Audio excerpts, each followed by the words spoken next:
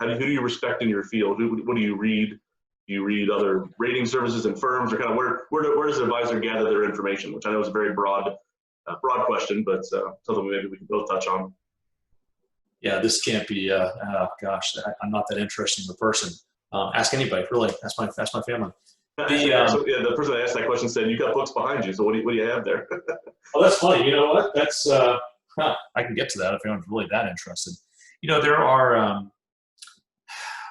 The older I get, the longer I do this, the more I realize that there aren't really a lot of brand new ideas out there, and really much of anything in the world.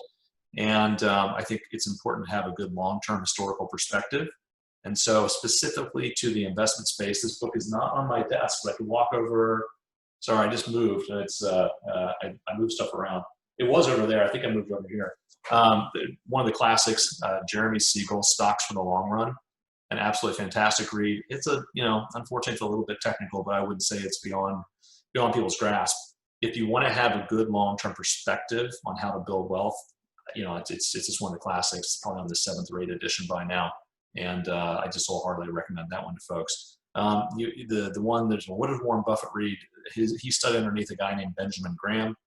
Benjamin Graham wrote a book called The Intelligent Investor back in the 30s, I think. It's way back there.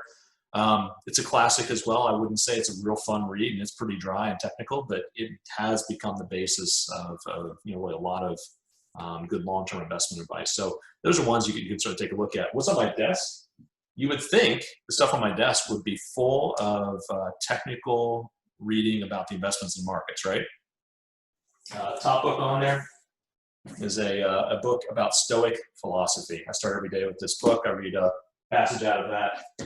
The other couple of books that are sitting over there are some perspective on almost like a long-term view of our profession. What is it that we should be doing for clients versus what is it that most advisors do for clients? And advertising and telling everybody how great we are is really not what motivates us. It's really having a better perspective on how can we make a bigger difference in clients' lives? How can we be someone who partners alongside them to help them do what is in their best interest, and then keep them on track when those inevitable times come up, whether it's a global pandemic that no one saw coming and the market reaction to that, or get back to the late 1990s during the dot-com era when anyone who was preaching the value of dividend stocks, like, why would you do something so boring? I could be making a ton of money on these dot-coms. And, we had to be able to pull people back from the brink on that as well. And so that long-term perspective is mostly what's sitting on my desk over here. Yeah, a couple of things I'll add to that. So the long-term perspective, as Eric said, those books are written by a gentleman named Nick Murray. So there's another book that he wrote so he writes a ton of stuff for advisors to follow. And again, we talked about what is your fee for? Again, if you ask an advisor what's their fee for, they might jump into performance, they might jump into all kinds of different things.